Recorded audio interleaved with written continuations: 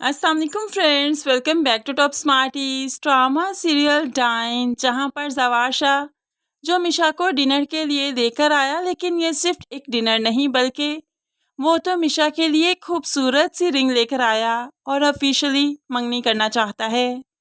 ऐसे ही मिशा ने बड़ी ही खुशी खुशी ये रिंग कबूल भी कर ली और फिर पहन भी ली। दोनों बहुत अच्छे मूड में घर वापस आते हैं कि सामने शबाब इनको देखकर जेलस हो रही थी, तो फिर मिशा ने और ज्यादा जेलस कर दिया अपनी मंगनी की रिंग दिखाते हुए। अब तो शबाब रोने लगी, रोते रोते अपने कमरे में चली गई, लेकिन उसने ठान लिया कि वो हिम्मत नहीं हारेगी। वो किसी भी तरह अपने रिश्ते को खत्म नहीं कर सकती, वो हार नहीं मान सकती। इसलिए तो पहला प्लान जो चौपट हो गया कि निहाल की जान बच गई, लेकिन अब के बाद वो ऐसा दांव खेलना चाहती है कि निहाल की जान किसी सूरत ना बच सके। तभी तो काफी देर सोचने के बाद सुबह उठते ही वो किसी को कॉल करती है और मिशा को जान से मारने का कहती है कि ये मौत इस तरह से हो कि एक्सीडेंट ही लगे।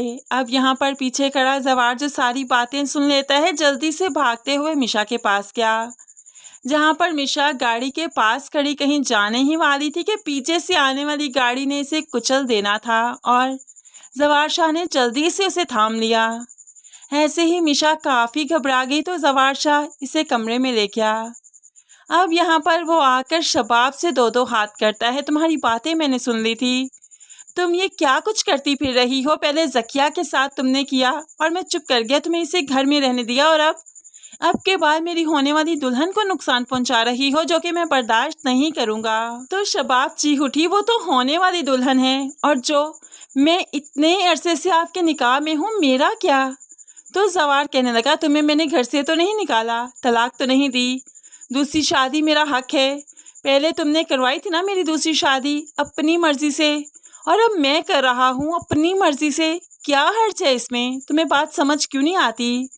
और हाँ, एक बात पहले जो तुमसे नहीं कहना चाहता था, लेकिन अब कहना चाहता हूँ, तुम्हारी इस हरकत के बाद तो तुम्हारा कोई लिहाज बाकी नहीं रह गया, इसलिए ये कमरा खाली कर दो। मिशा शादी के बाद इसी कमरे को पसंद करती है, इसी कमरे में रहना चाहती है। तो शबाब भड़क उठी, मैं अपना कमरा खाली नहीं करूंगी, वो किसी और कमरे में रह सकती है। तो ऐसे में जवार शाह बताता है, ये सारा घर अब उसका है, उसके नाम लगवा चुका हूँ, अब यहाँ पर तो मेरा भी हक नहीं, वो ही इस सारे घर की मालकिन है, वो जहाँ चाहे रह सकती है।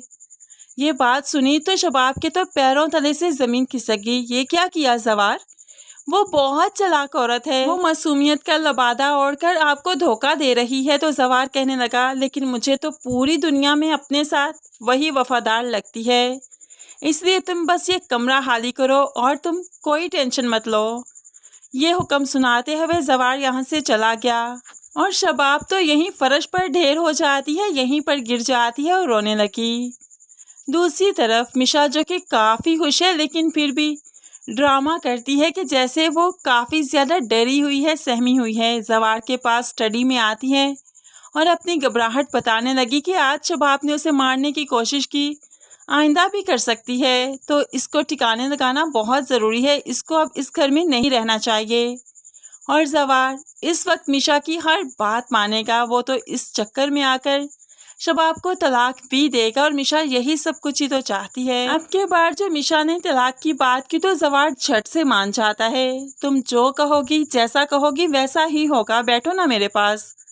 अब जो जवार के पास मिशा बैठी तो जवार भी कहाँ अपने आपे में है, कहाँ खुद पर काबू रख सकता है, जल्दी से उसको गले से लगा लिया और उसको तसल्ली दी कि जो जो वो कहेगी वैसा ही होगा। बस जवार को बदले में क्या चाहिए? मोहब्बत और चाहत। लेकिन खैर मिशा इतनी आसानी से ये मोहब्बत चाहत तो निछावर नहीं करेगी। एक बार शबाब और जवार अलग हो जाए फिर वो जवार को नाको चने चबवाएगी। जब वो ये घर चोरी छुपे सेल कर देगी, हुनैन को यहाँ से लेकर फरार हो जाएगी और जवार का सब कुछ जो कि मिशा के नाम लग चुका है, जवार सड़क पर आ जाएगा और यही जवार का इंतकाम लिखेगी मिशा, क्योंकि निहाल के साथ उसने बेवफाई की थी, उसका एतबार तोड़ा था, कहा था कि हुनैन के पैदाइश के बाद वो इसी घर में रह सकती है, लेकिन फिर रहने भी नहीं दिया था। इस बात का बदला लेने के लिए अब जवार से मिशा सब कुछ छीन लेगी, उसे सड़क पर ले आएगी और इस तरह से